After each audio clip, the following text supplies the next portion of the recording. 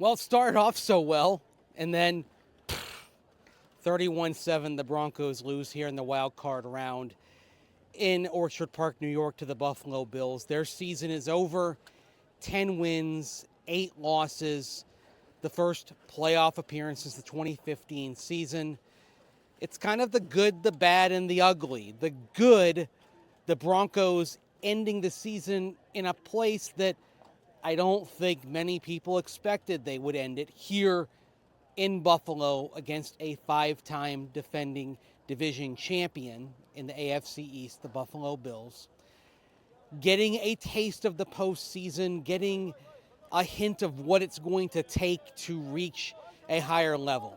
The bad is what's missing still on this team. Certainly, there were issues against the run today. Buffalo ran the ball down the Broncos' throat. I think the image of James Cook going through a thicket of defenders, carrying guys through for 16 yards, that's just one of a series of runs that gashed the Broncos and revealed just how far they have to go in the front seven, and also revealed just general issues on the defensive side that have popped up since that Cleveland game. I think you throw out the game against the JV Chiefs last week, and you look at a defense that was being gashed sometimes on the ground, sometimes, for example, against the Browns and against the Chargers through the air.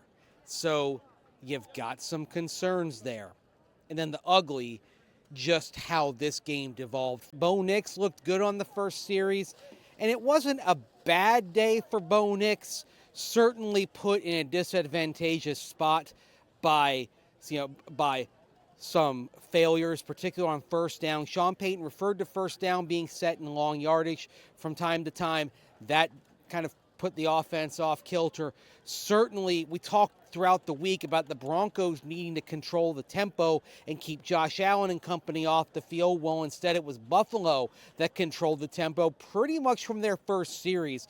The Broncos had a dream start with that 5-play, 70-yard march to the Troy Franklin touchdown catch, but then Buffalo came down and had double-digit plays on its first drive, double-digit plays on its second drive. Buffalo controlled the pace in a way that if the Broncos were going to win, they needed to control the pace. The Bills were simply stronger, faster, more suited for the moment than the Denver Broncos were today. They won in all 3 phases. There was not really any area of the game in which the Broncos were the better team today. It was a comprehensive beatdown, 31-7. And so the Broncos will fly home knowing they've got a lot they can be optimistic about with a young core, but also knowing, and this is sort of a Sean Payton, George Payton conversation, what they have yet to do. They won't have nearly the cap crater that they had this past year, $91 million of dead money. They're going to have the ability to go out and get some players in free agency if they see fit, even though, truth be told, a lot of their free agency shopping was done when they re-signed Jonathan Cooper and Quinn Miners and Pat Surtain and Garrett Bowles.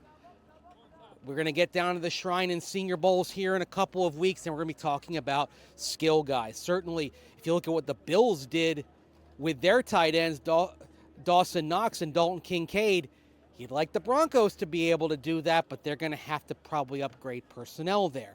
Running back, Javonte Williams was pretty philosophical when he talked after the game today. He's kind of at peace with whatever happens, but let's face it, the Broncos are going to be looking at running backs in the next few months. Maybe even look at wide receivers as well. And then on the defensive side, I think they probably have to take a long look at the inside linebacker position. They'll get Alex Singleton back from a torn ACL, but they may want to add to what they have because Buffalo, both on the ground and in the air, went at the Broncos between the numbers, between the hash marks, and that's where you're talking about linebackers and safeties, and that's where I think the Broncos are going to look on the defensive side to try to find some upgrades. So you're feeling pretty good in the big picture, but there are still questions to answer for the Broncos going forward after this loss that shows them just how far they have to go, just like the Baltimore game 2 months ago.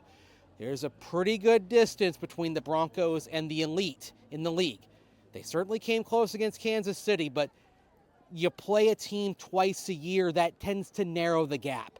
When you play teams like Baltimore and Buffalo more infrequently, you see what the distance is between you and the best in the league.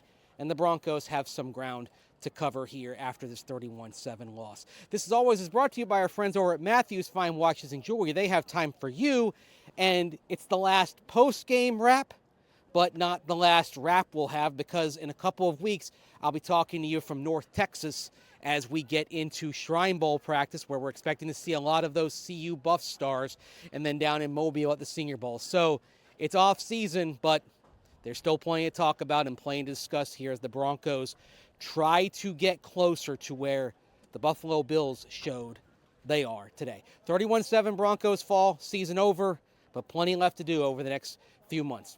I'm Mace. This is it from Orchard Park, New York. Thanks for watching as always. Take care. Bye-bye.